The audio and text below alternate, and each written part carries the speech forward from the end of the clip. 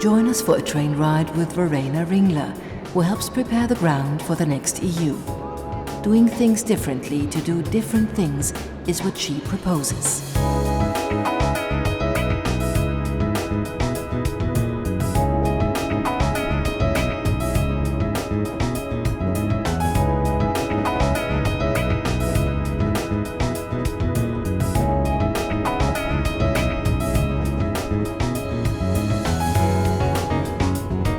Recently, I worked with a group of CEOs wanting to support the European project.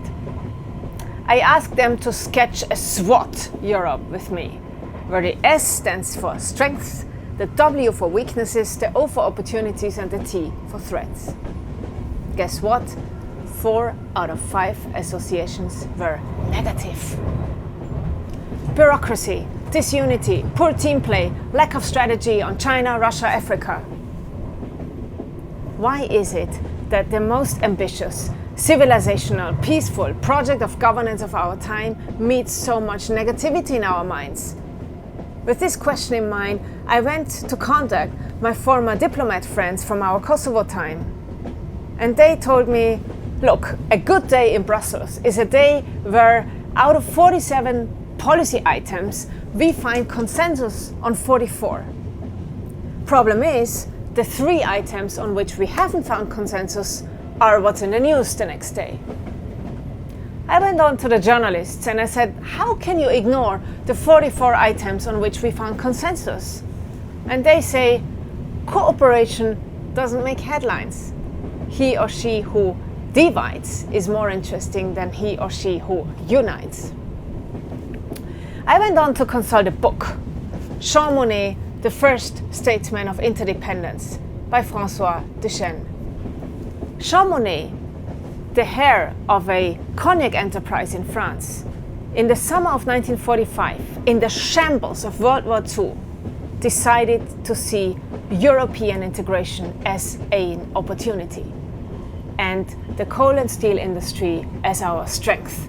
He set out to turn our engine of war in Europe into an engine of peace. He brought the French coal and steel makers in one room with the German arch enemies, coal and steel makers.